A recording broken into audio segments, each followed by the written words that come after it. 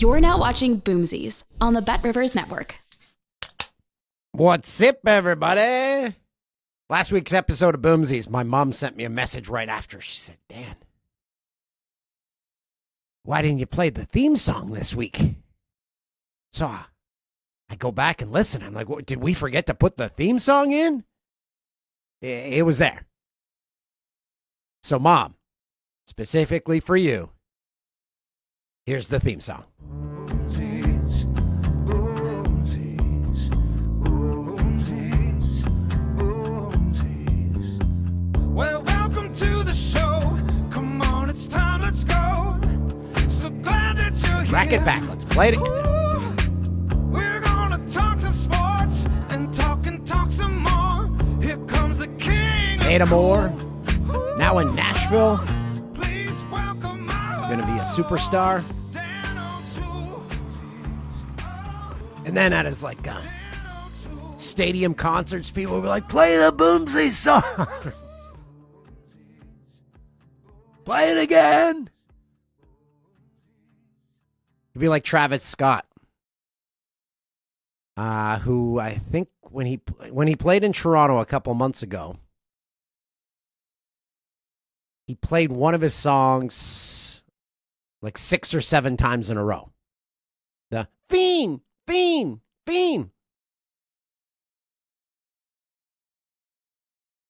My thought process is he was shooting a video for it or shooting something.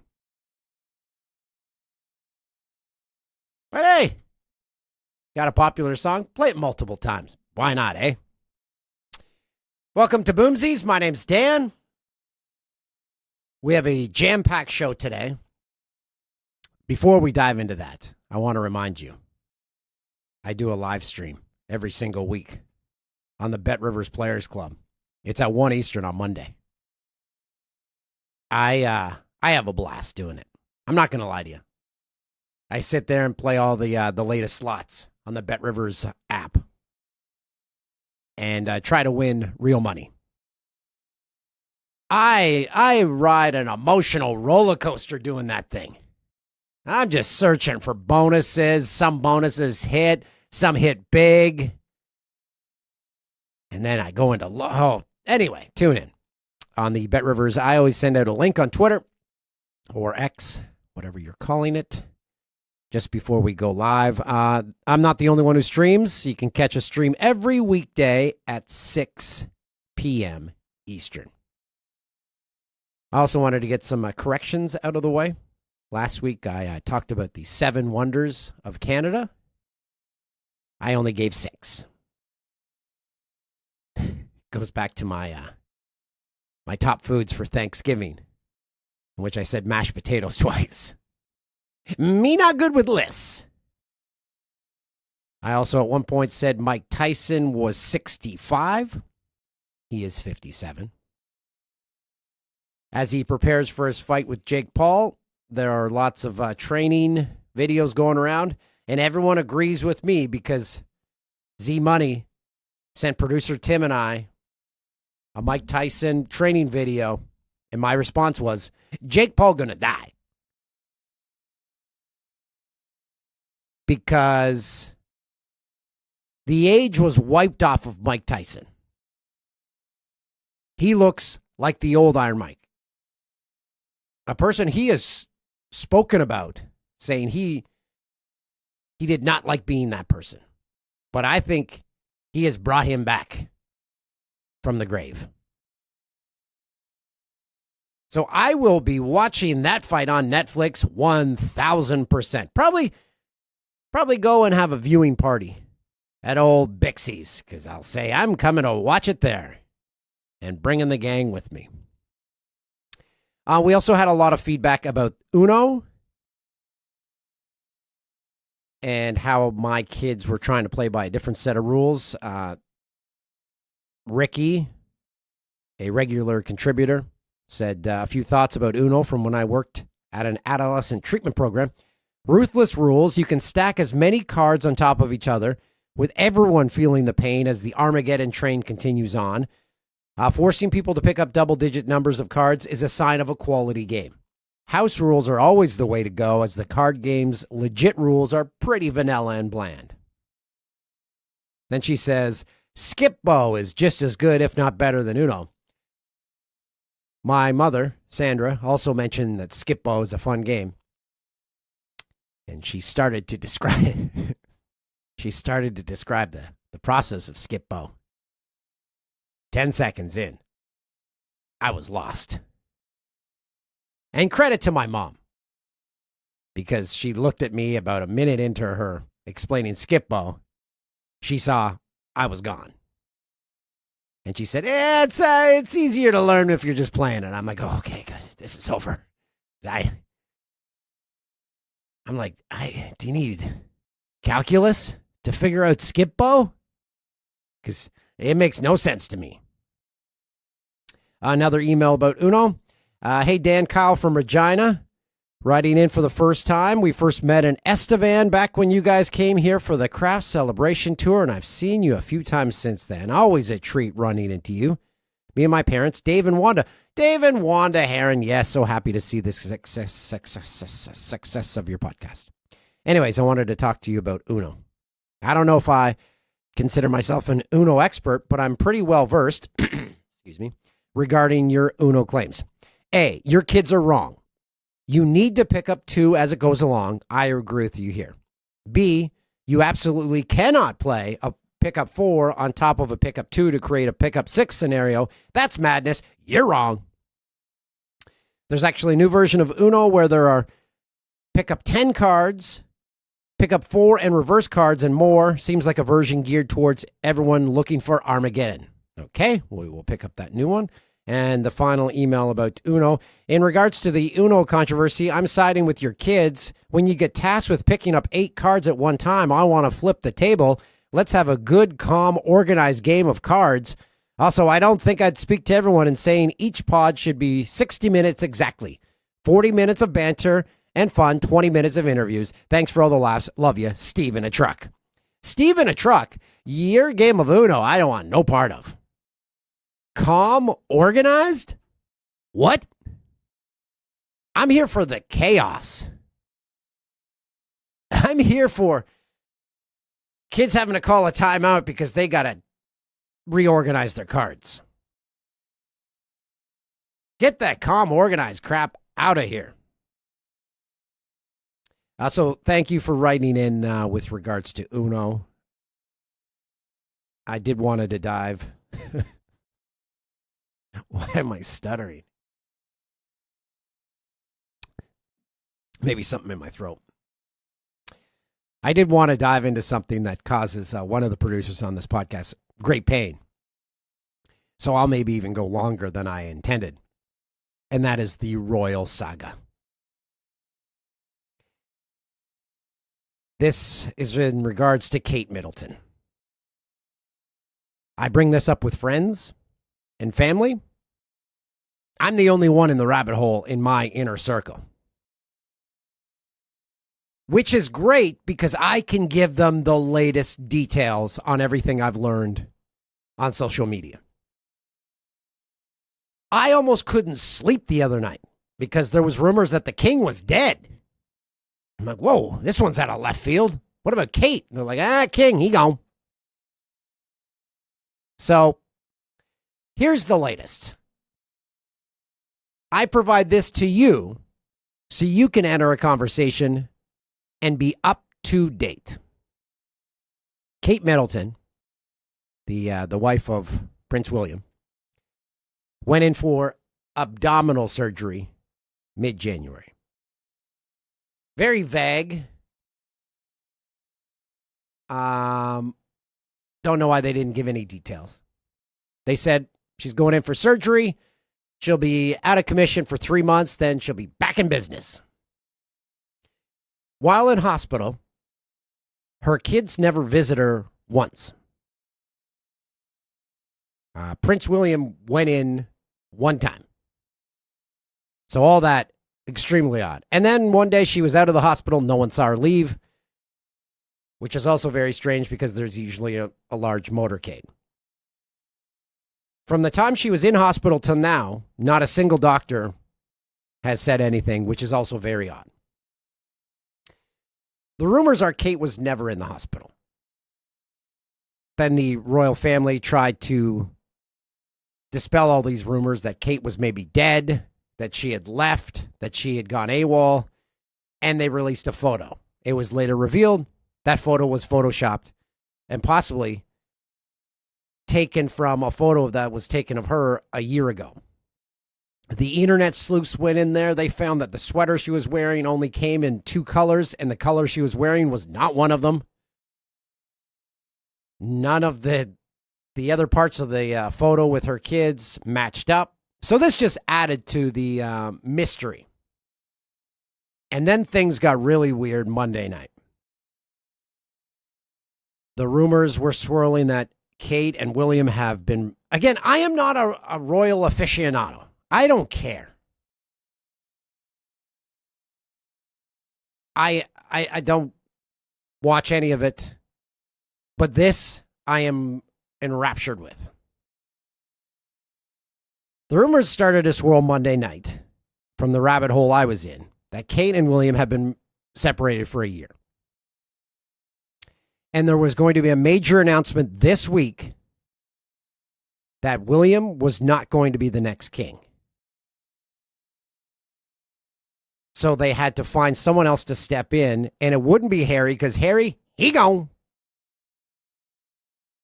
And supposedly Harry went to visit the king in hospital to say, hey, so new king, that's me, right? They're like, nah, you left.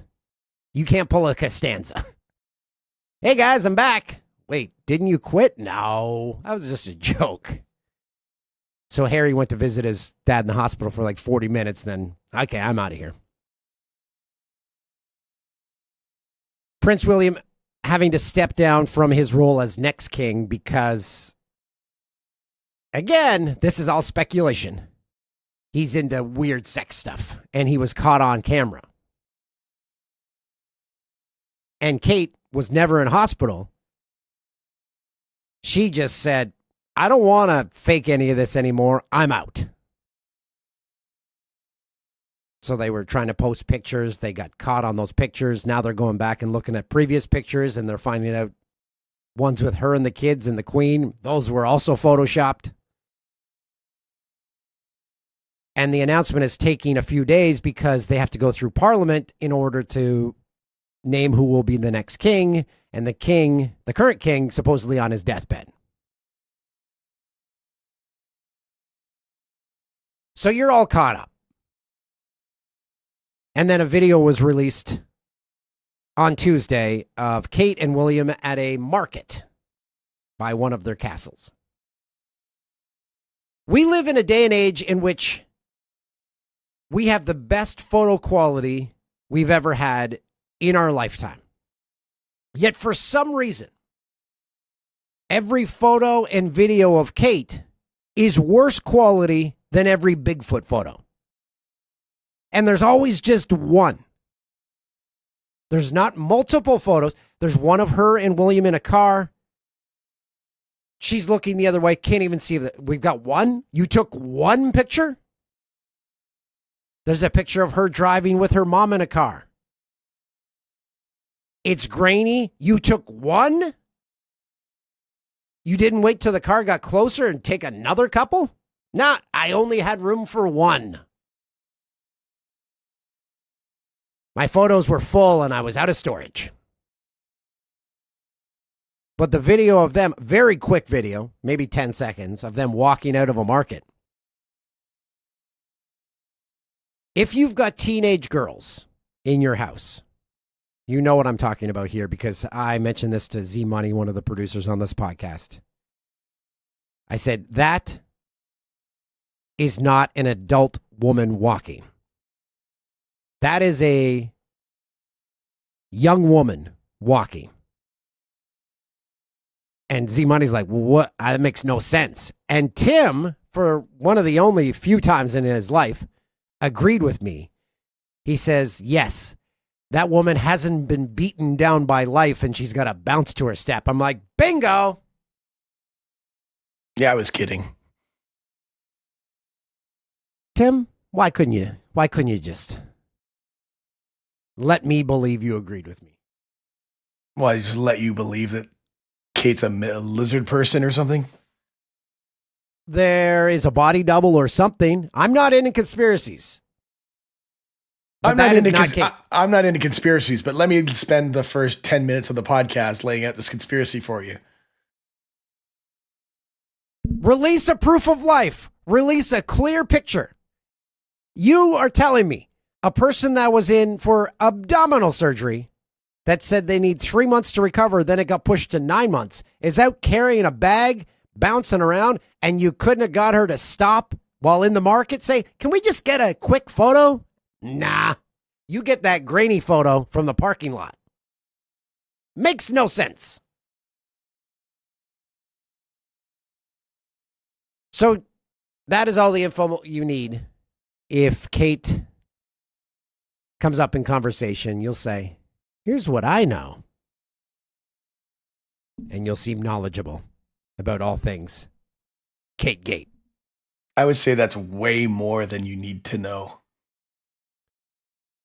You know, Tim, it's always better to know more than to know less. Thank you. Just came up with that. Also at my mom's over the weekend, learning the very complicated rules of Skipbo. I mentioned to her the app Temu, which they had a Super Bowl ad, and we've all been saying it the wrong way in this house. I guess it's not pronounced Temu, but anyway, it's an app straight from China. These goods are something you can find on Amazon that say is like a bunch of plastic straws. It would be $12 on Amazon. On Temu, it's 68 cents. So you think, what's the deal here? It's a legit website. But while something from Amazon will get to you in 1 day, maybe 2 days, Temu, you're looking at 2 weeks because they've got to put that on a ship. Amazon, you're paying for convenience. Temu, you're like, I don't care when these straws get here. I just want to pay 68 cents. So my mom had never heard about this site. So she starts going on there. She's like, oh my goodness. I can get gifts for the kids. This is $2. So like any older adult, like any mom, when you see something, your first question is, what's the return policy? I'm like, Mom, you are paying $2 for that dress. When it arrives, it's yours. You are not returning that. Don't even let that enter your brain. Know that once you put that $2 down, that transaction is over. Because I wouldn't even want to go down that wormhole. But it's fun introducing your parents to these apps because it's a whole new world as far as shopping goes. And again, support local. Don't get me wrong. I buy everything local that I can. We've got all our basic needs in my little hometown here. I support every single store that's still open. Bakery, she gone. But we do have a new gem store coming in, so I'll be buying all my latest gems there. And here's a public service announcement before we get into our March Madness picks. I don't work for one of the big internet cable companies, so I can say this openly. Their biggest fear is loss of customers. So to retain a customer is their number one priority. I know this because a close friend just left one of the big conglomerates. And they came out with them with every single deal.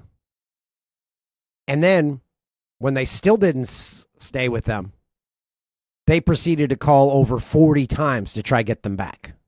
So she's like, where was all this? Speak of the devil. That is the cable provider calling me now, because I was on the phone with them today. So she said, where was all this when I was a customer?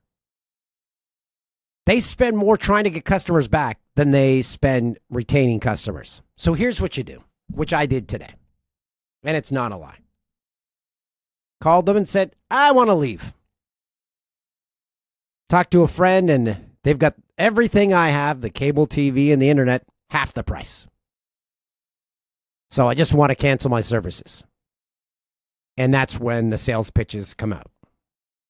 And like any good negotiator, don't take that first offer.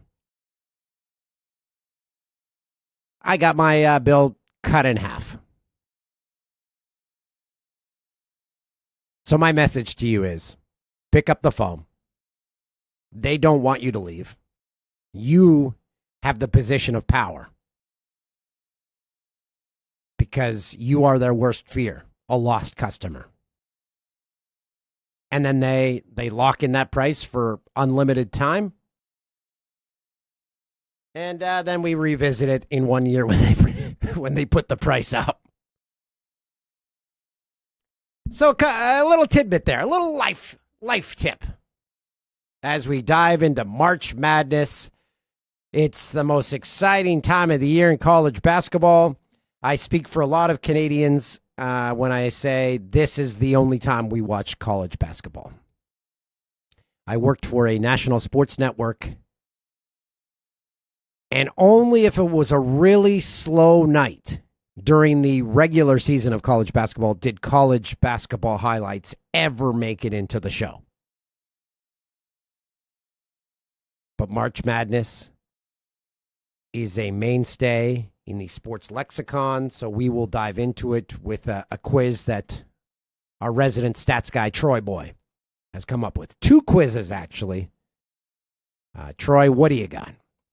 So this is my favorite time of year, and not just because I'm a college basketball fan, because I love how much information and trivia this tournament provides. There are 68 teams that make it from a wide variety of conferences. You have schools you've never heard of, mascots you don't think exist. So the first part of this quiz is I am going to read off a school, and you have to tell me if it is a real school or a fake school. The real schools are in the tournament. Okay. So that answered my question. So they are actually in the tournament, these schools? Yes. Okay. The fake schools don't exist. Yeah. You have to tell me which is which. Okay. Here we go. The first one, the Longwood Lancers. That's real. That is in fact correct. They are the 16 seed. They play Houston. Longwood is a small school in Southern Virginia. Number 2, Hendricks State Beavers. Hendricks State. That's got to be fake. It is in fact fake. Thank you. I knew there was no school named after Jimi Hendrix. There is a Hendricks College. It's a Division III school in the South, but no. Oh, okay. Morehead State Eagles. Morehead. I know them. I've seen them play before. They are definitely real. They are in fact real. You are doing far better than I thought at this. Thank you. How about the UC Coachella Tartans? So Coachella is in Palm Springs. What was the team name? Tartans. Like the Tartans. UC Coachella. I'm going to say fake. Very good. Fake school. No, baby. Coachella is about the only place in California that does not have a school named after them. Next up, the Bethesda Barons. Bethesda, Maryland. That is 100% real. Fake. Bethesda, there is the Bethesda Chevy Chase High School Barons, which is my local public high school, but no, there's no college team named the Bethesda Barons. Crap. And your final one, the Stetson Hatters. No chance. A Stetson is a cowboy hat. They would not name a school Stetson and have the team the Hatters, so that is fake. That is 100% real. What? Stetson University in Florida, I believe DeLand, Florida. They're making their first ever NCAA tournament appearance this year. Okay, I'm looking this up. Let's see. Their logo, it's a Stetson hat inside of an S. That is my new favorite team. So I got only 2 wrong? Only 2 wrong. 4 of 6. Thank you very much. The Stetson Hatters. Congrats in on DeLand, picking Florida.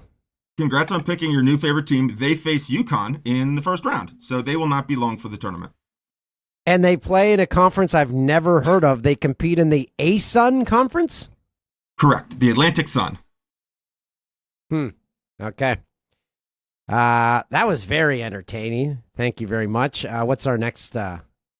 Okay, so the next part of this is we're going to look at Canada in the NCAA tournament. I scoured all 68 rosters of tournament teams to find players born or raised in Canada. Now, these are players on rosters at the beginning of the season. I have no idea if they're injured or if they play a lot, with some exceptions. So first question is, how many Canadians are on the rosters of NCAA tournament teams?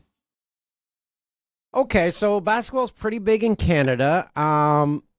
And there's 64 teams. I'm going to say one of every few has a Canadian.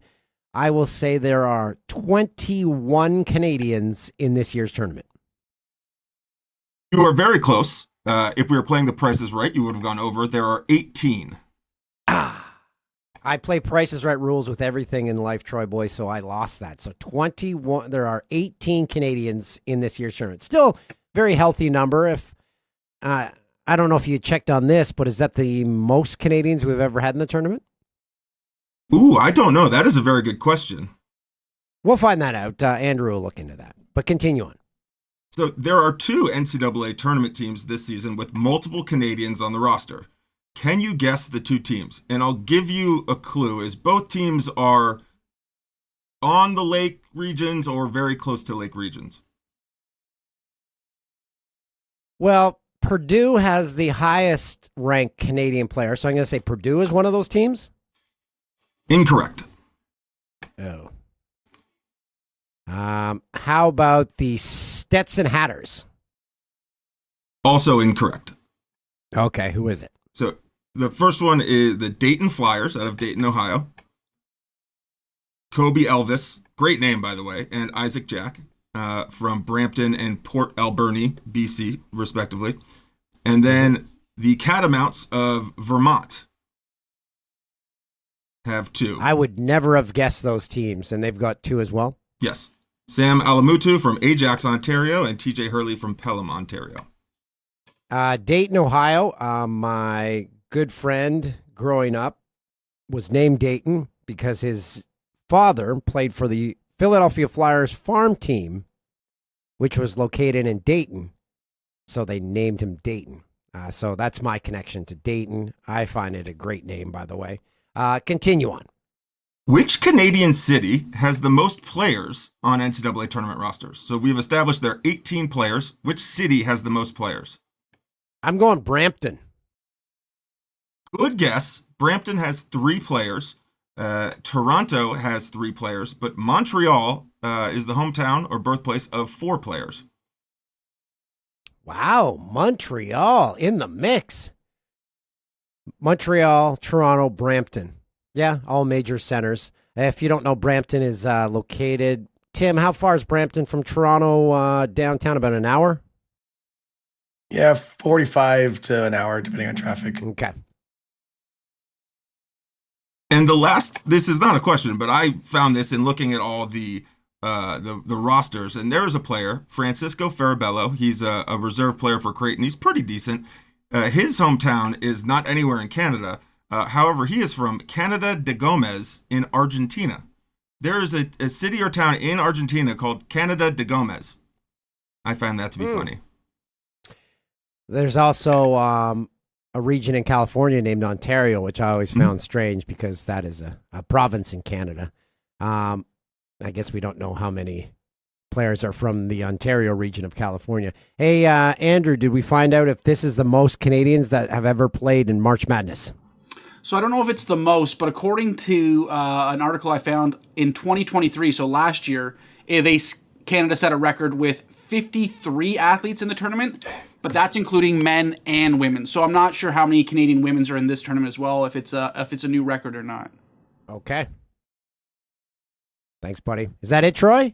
That is it. We have a third section that I don't think you do too well, but we can try if you'd like to guess the famous alma maters of famous people. Okay, give me 3. Okay. Hootie and the Blowfish frontman Darius Rucker. And he is a proud fan of this university. Darius Rucker of Hootie and the Blowfish, now a country music superstar. I want to say he's affiliated with Virginia. Close-ish. He is a proud fan and alumnus of South Carolina. Ah, okay. Next. Polarizing hockey commentator Mike Milbury. Where did he go to college? He had to go to Boston College. You're roughly in the right region. He went to Colgate. Okay. And Wrong. third 0 for and 2. final one, friend of the program, Carrot Top. Where did he go to college? Carrot Top is from Pennsylvania, I think, isn't he? If memory serves. think Oh, you're no, he's from wrong. Florida. Sorry, he's from Florida. So he went to the University of Florida. No, he went to Florida Atlantic. Florida Atlantic. Very I close. had the right state. So I was the correct state for 2 of them. Yes. And so Okay. we will finish up with this. Pick your 4 teams to make the Final Four. Okay. I gave this some thought. I've got Purdue and Kentucky playing on the one side, UConn and North Carolina on the other, and I've got Purdue winning it all. Who is the odds-on favorite to win it all, Troy? It is UConn right now, close favorites over Purdue. Okay, so I'm pretty bang on. So I have my Purdue-UConn final with Purdue winning it with our 2 Canadians on that roster. They only have 1 Canadian. You thought they had 2. Oh. But Zach Ide is as good as 4 Canadians. Troy, thanks as always, buddy.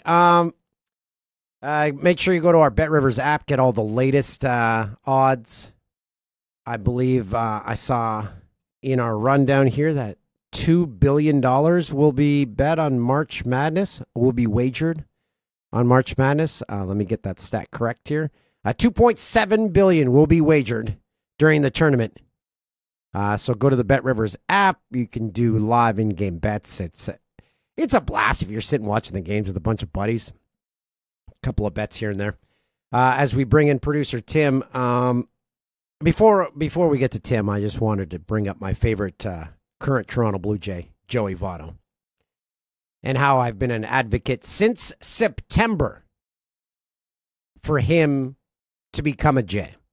I am the first on record to say the Jays should sign him. Once it was very clear he would not be re-signing with the Cincinnati Reds. It is now very close to becoming fact, as he called the team, asked for a non-roster invite. They gave it to him.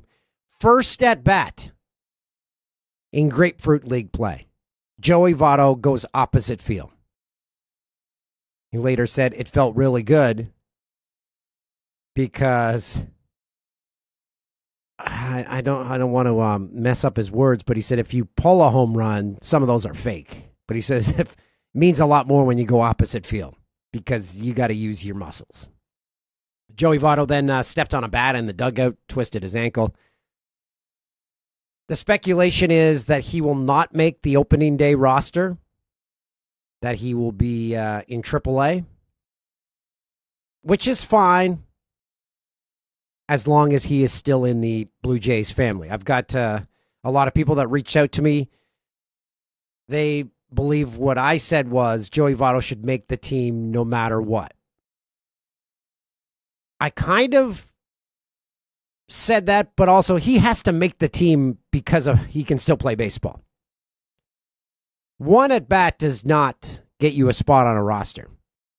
But Joey Votto proved he can still hit major league pitching. The story needs to be told on Canadian soil. The price is minuscule for what he will bring to the Blue Jays franchise. And Joey Votto further solidified himself in the hearts and minds of Canadians when he released on Twitter an apology letter to Canadian baseball. I will sum it up. It was a handwritten note. A lot of people, I didn't know that we have dumbed down this bad in society, couldn't read it because he wrote it.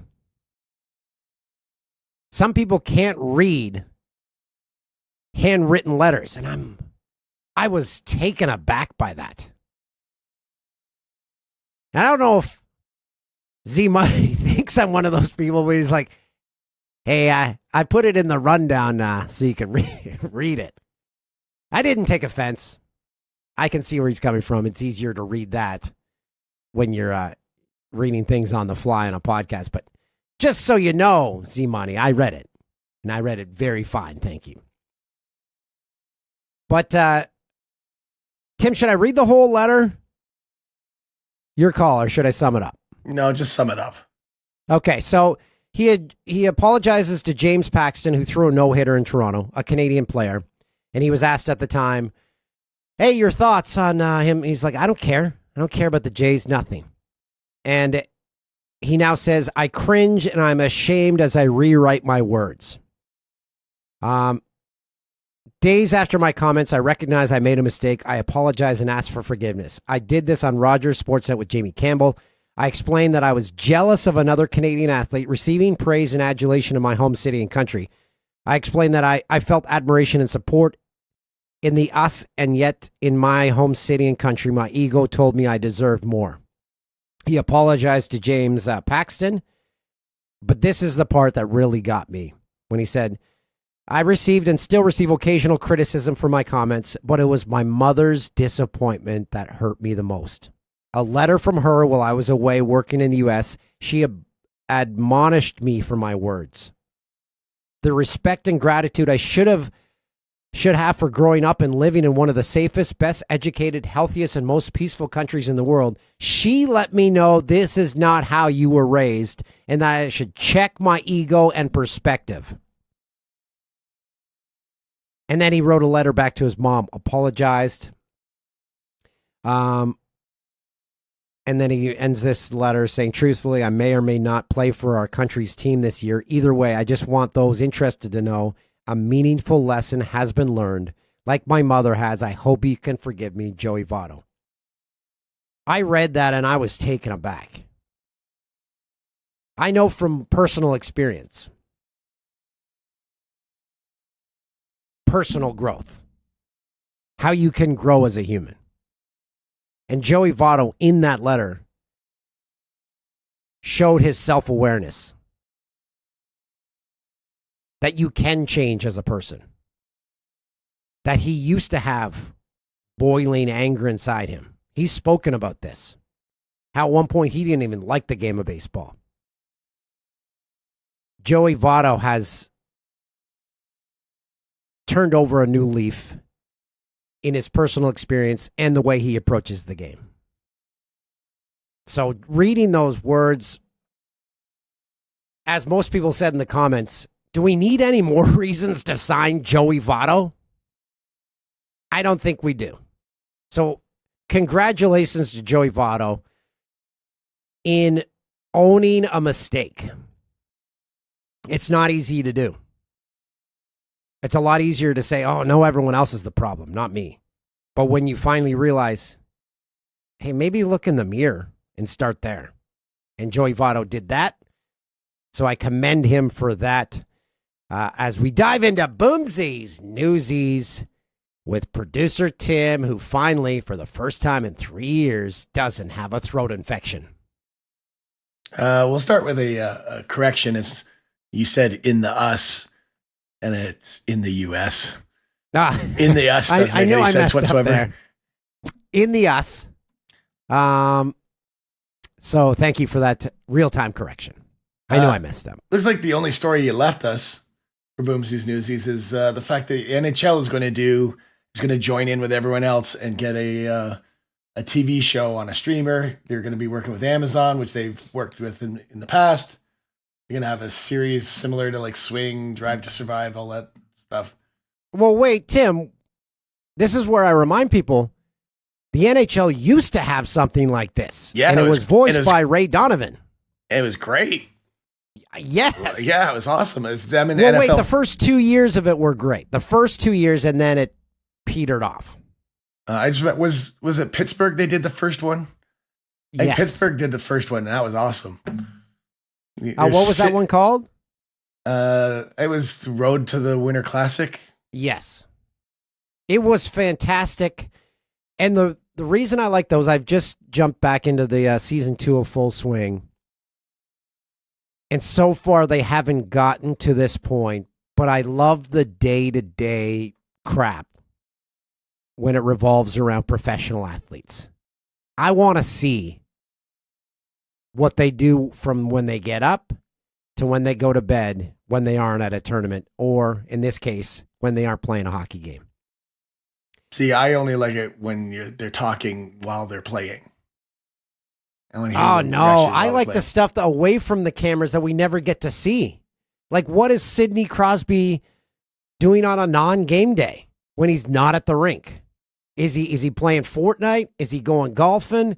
Is he eating what's the big Pittsburgh sandwich shop? Primanti Brothers? Is he just hanging out there all day eating those delicious sandwiches that have French fries on them? I don't know, but I want to. I feel like Sidney Crosby probably just spends his downtime in a cryo chamber with an intravenous fluids pumping into him to keep him going. Whoever is involved or responsible for Sidney Crosby's public image is fantastic at their job, because never in his career has he been linked to having a relationship with anyone. They have got that thing locked down. Maybe it would be different if Sidney Crosby lived in Canada, but he has never had a single blemish. The only thing was, in the early days of Sidney Crosby, the constant complaining to officials, and that's gone. Sidney Crosby's image in the public eye is the most untarnished in today's athletes that I've ever seen out of anyone. So anyway, they want to do this series. It's going to focus on 10 to 12 players. And it's going to come out in the fall. So I guess that means they're shooting it right now, I would assume. So, Dan, the question is, which players do you want to see on the show? Well, I want Crosby. I want Alex Ovechkin. On our list here was Connor Ingram, a friend of Boomsies, goalie for the Arizona Coyotes, having a fantastic season. Last I checked, he was tied for the league lead in shutouts. His first real full season as a starter. But Connor would be the first to say it would be very boring viewing because he plays a lot of roller coaster tycoon. But as Z Money said, he wants to see that. So those are my picks. Tim, who would you want to see, though? Because I want to dive into your brain about what athlete in the NHL you want to see away from the rink. I think it would be fun to see the Tkachuk brothers and the Hughes brothers. I think the Tkachuks obviously would be way more entertaining than the Hughes. The Tkachuk brothers, like, are they just, when they meet up in the offseason, just fighting each other? Like, they seem like a very close kinship. So I would love to see that as well. Do they spend the offseason together? Do they all just go back to mom and dad's and like, hey, it's family time, which would be awesome. But this show's not following them in the offseason, though, right? I don't think. You don't know that. I mean, unless they've got Ottawa and Florida playing each other. Yeah, they definitely aren't hanging out during the playoffs because they would be fighting each other. But yeah, you raise a good point, Tim. It probably is just mid-season, so we wouldn't see that brotherhood connection unless they're like FaceTime each other every day, which I wouldn't see that being far-fetched. Okay, so that's something to look forward to. The tennis version of this, producer Tim let us know that was axed. I don't know a single person that watched that. No disrespect to the tennis tour. It's a very popular sport. It is the most wagered on sport in the world, tennis. Because at any time in the world, you can find a tennis match to place money on. I didn't know that. But tennis is the lifeblood of sports books. But it just is not the lifeblood of seeing what these pros do. It was just done incorrectly. Unlike the F1 and the Full Swing, the versions that did do it correctly, I just hope the NHL follows that model and not the tennis model. I actually found the NASCAR one to be pretty boring too. Yeah, Tim, I'd have to agree there too. It was not. I started watching and I haven't even returned back to it. So, I don't. I'd have to analyze it deeper on where they went wrong. But yeah, they missed the mark on that one. I mean, considering how good the TV coverage of NASCAR is, they've always been like really on the leading edge of like putting cameras everywhere and all the access. And yet for the show, it was like boring. Even the on-track stuff was boring. I found it very interesting in the first or second episode of this year's of season 2 of Full Swing. Rory McIlroy, he's doing these meet and greets, and then he goes to some place, some bar or restaurant for an event, and they're taking pictures afterwards. And I'm like, wait a second, and I rewound it. In the picture with him is NASCAR superstar Denny Hamlin. They don't mention Denny Hamlin's there at all, which I found very odd, but they were probably wondering while editing, do we point out that Denny Hamlin, and then we got to explain who he is. Let's just have him in the picture and people can figure it out for themselves. A lot of Rory in the first or second episode of Full Swing, and a lot of Brooks. A lot of Brooksy, who I love to see as a villain. So far, Adam Hadwin, one of the Canadians on tour, is only seen once. And that's because they're shooting. He was in a porta potty and they were shooting golf balls at it.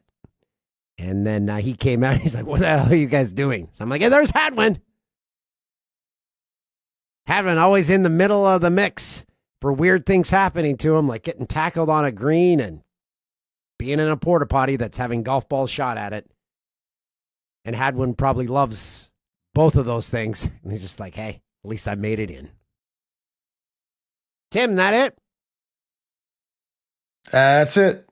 Thanks, buddy. Really appreciate it. Troy Boy, thanks for your input. Had a lot of fun. Hope you enjoy March Madness. I hope you enjoy jumping into that rabbit hole about Kate. But if you don't worry. I got your back. I'll be back with updates next week if, in fact, the Royals don't come out with a major announcement, which they were supposed to this week. And I'm starting to think that's not happening. And we're just going to get more grainy-ass Bigfoot photos of Kate that we are supposed to believe is her, and it ain't her. Make sure you hug someone. You don't know who needs it. And be nice. It doesn't cost you anything. We'll see you next week. Welcome to Boomsies with Dan O'Toole. Live from Orono in the heart of Ontario. Oh, baby, Boomsies.